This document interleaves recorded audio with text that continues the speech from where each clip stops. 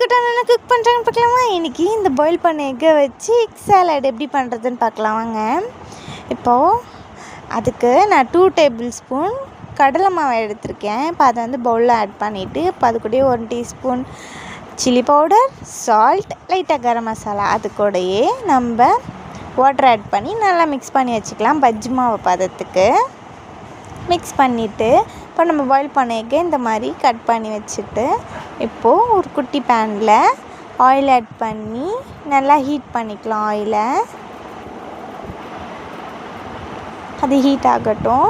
இப்போ நம்ம கட் பண்ணி வச்ச எக்கை வந்து நம்ம செஞ்சு வச்ச மசாலாவில் நல்லா டிப் பண்ணி எடுத்துக்கலாம். அதுக்கு முன்னாடி குட்டான பாப்பாவோட சேனலை சப்ஸ்கிரைப், ஷேர், லைக் பண்ணி சப்போர்ட் பண்ணுங்கள்.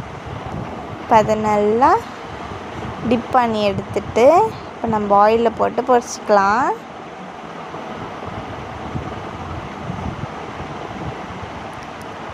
இப்போது இந்த கோல்டன் கலரில் ஆனோடனே அதை எடுத்து ஒரு பிளேட்டுக்கு மாற்றிடுங்க.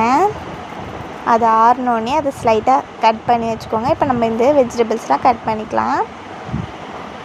இப்போது அதுக்கு நான் குக்கும்பர், டொமேட்டோ, கேரட், பீட்ரூட், அது கூடயே ஆனியன் எல்லாத்தையும் ஆட் பண்ணிவிட்டு இப்போ நம்ம கட் பண்ணி வச்ச எக் மசாலாவையும் அதில் ஆட் பண்ணிவிட்டு இப்போ இது கூட லைட்டாக சால்ட் ஆட் பண்ணிக்கோங்க வெஜிடபிள்ஸ்கோசம்.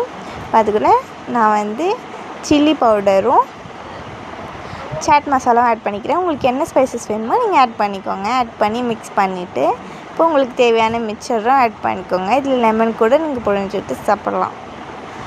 இப்போ லாஸ்ட்டாக நம்ம கொத்தமல்லி தூவி நல்லா மிக்ஸ் பண்ணிக்கலாம். செம்ம டேஸ்டியாக இருந்துச்சு. இதை பவுலில் மாற்றி சாப்பிட்டு பாருங்கள், செம்மையாக இருக்கும். நீங்களும் ட்ரை பண்ணுங்கள்.